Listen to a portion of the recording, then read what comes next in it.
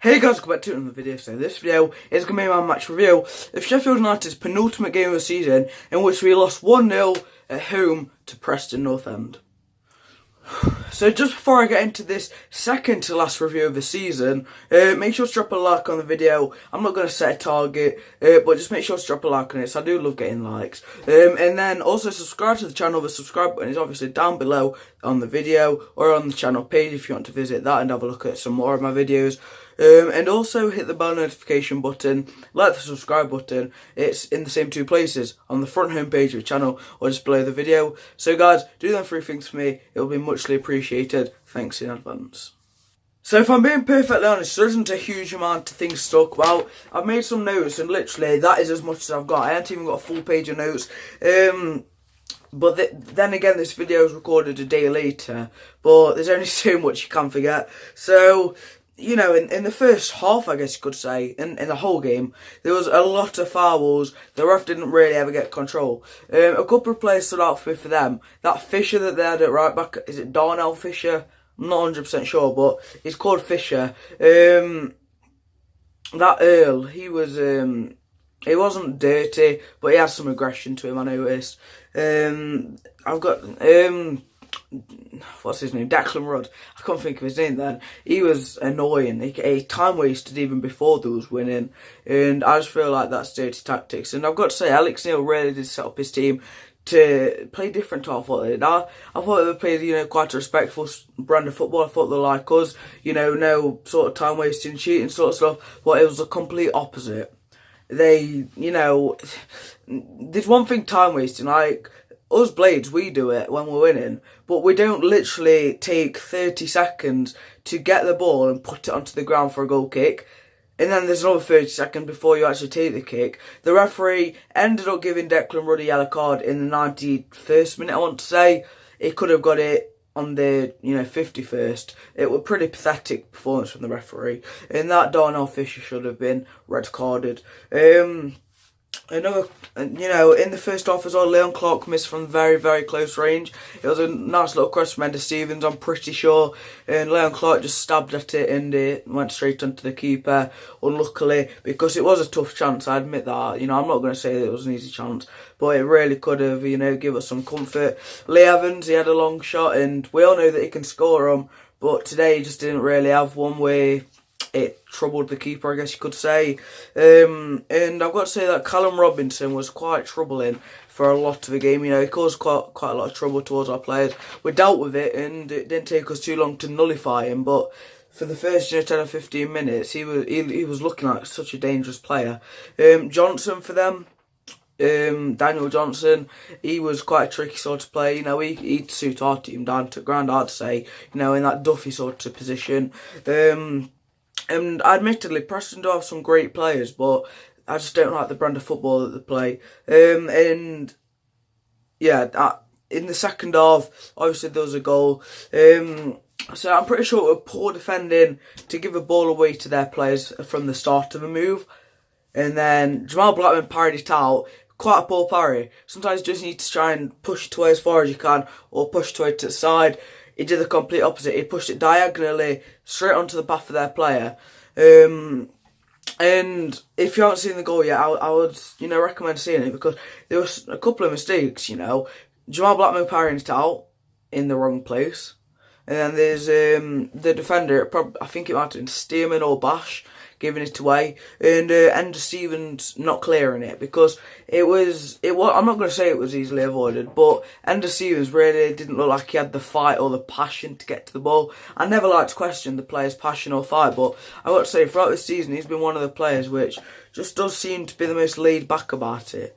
Obviously, he has made the step up pretty well, but I just don't know whether I want him to be our starting left back at the start of next season. Make that what you will, but I'd love him to still be at the club. I just don't know. I'd rather him just be in that Danny Lafferty role, a good cover, but not necessarily getting the most football. I don't like to be harsh, but it's just what I think. So look, Preston made so many blocks from our shots. They must have made at least 10 blocks, and it was ridiculous how many players they got back. again, it's just how Alex played. You know, if you can't do a dirty tackle on them, make sure to just get in the way of them and, you know, try and crop them in the process, because we had a couple of players that went down looking like they might have been hurt. I can't remember a Preston player that looked like he got injured genuinely.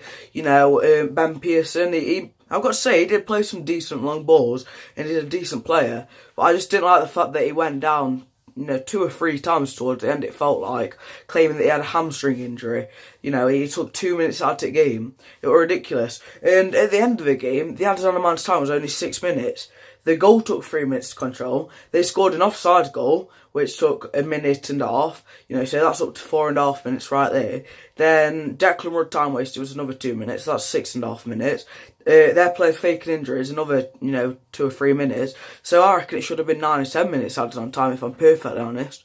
The referee, as I've said, I don't like blaming the refs, because I understand that it is quite a hard job what they have to do, you know, trying to keep control of play, getting the decisions right. They have a lot of pressure on them, but I just didn't rate the ref yesterday. I don't know who it was, and I don't intend to look forward to it, so I don't want to have a grudge on a referee. But if he referees us next season at the Lane, I'm expecting a better performance. So I guess that is the match. We have no playoff hopes anymore. Us Blades have no more playoff hopes. It'd be just as viable if Wilder went out next week on Sunday, played the under-23s, as it would to play his strongest side, you know. And I wouldn't be surprised if he, you know, played the likes Ricky Holmes, Ryan Leonard, Ben Hennigan potentially, just some of the players who's been deadwood effectively this season, and just saying, you know, if you want to be at this club next season, I'm going to give you this game, pull out a good performance, you've got a chance of being in the squad next season, pardon me, but I don't mind what Wilder does, to be honest. He probably already has a plan somewhat, but on Radio Sheffield, there was a very debatable interview that he had. It was saying, I'm pretty sure the question was asked, will you be at the club next season? And instead of saying yes or no, maybe, he said some things have to change. That is a very, very worrying thing to hear as a fan. It's very worrying. I'm hoping that it doesn't go. I'm going to make a separate video on it, because the interview was actually 14 minutes long, I want to say.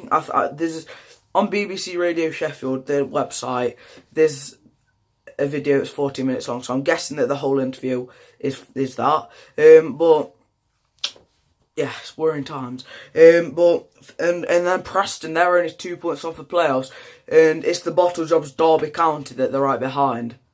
It's going to be a big game for them. They've got Preston North End have got, is it Burton away? I think they've got Burton next week, so they're going to have a very tough time to try and play against Burton.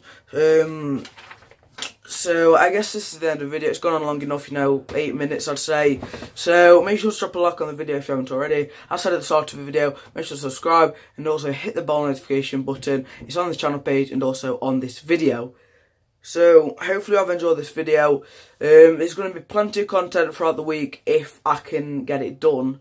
So obviously I'm in year 11, so exams and stuff. But I'm going to try and bomb out as much content as I possibly can. So hopefully you guys have enjoyed this video. Make sure to subscribe for more. So yeah, let's subscribe. Enjoy the rest of your day. And the season is over, Blades. We've had a good one though. Goodbye.